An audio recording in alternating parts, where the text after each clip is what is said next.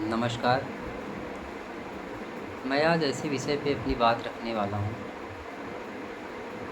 जो समाज में या सामाजिक जीवन जीने में बहुत काम आती है। जैसे हम दैनिक दिनचर्या में किसी का अपमान करते हैं, शब्दों के माध्यम से, मन से, कर्म से। कर्म मतलब अपने इन हाथों से।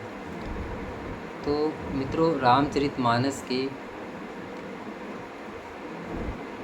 जब रामचंद्र जी और लक्ष्मण जी का संवाद होता है, जब भरत जी उनसे मिलने आते हैं, तो वहाँ की एक चौपाई का मैं प्रेरणा लेके आपको मैं कहना चाहता हूँ कि कभी भी किसी का अपमान अपने शब्दों से, अपने मन से, अपने वचनों से, अपने कर्मों से कभी ना करें। क्योंकि लक्ष्मण जी रामचंद्र जी से कहते हैं कि जैसे धूल, जो सड़क में जो धूल होती है, गर्दा जिसको बोलते हैं, सबसे नीच होती, निम्न कोटि की मानी जाती है। जब वो पैरों में लग जाती है लोग, तो हम लोग पैर धुल के ही घर आते हैं। उतनी नीच चीज़ भी जब लात मारो ज़मीन में तो उड़ के सर पे चढ़ने की कोशिश करती है।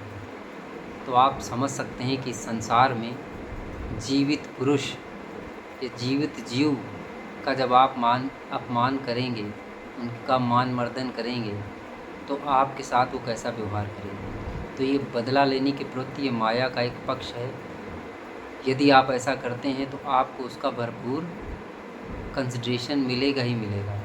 तो मेरा मित्रों आपसे यही आग्रह है कि अपने सामान्य दैनिक जीवन में, देखिए, हम सुबह उठते हैं और सुबह से लेकर शाम तक हम जो भी काम करते हैं, इसमें हम कई लोगों से मिलते हैं, कई लोगों से हमारा मिलना होता है।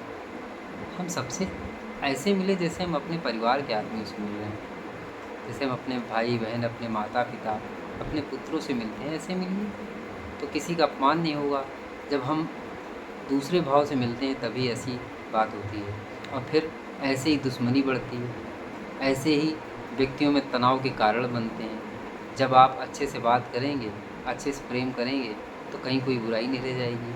तुलसीदास जी, कबीरदास जी, रहीमदास जी, कितने ही कवियों ने प्रेम के संबंध में क्या क्या कहा है कि पोथी पढ़ पढ़ जग मुआ, भया न पंडित होए, ढाई अक्षर प्रेम का पढ़े सो पंडित होए।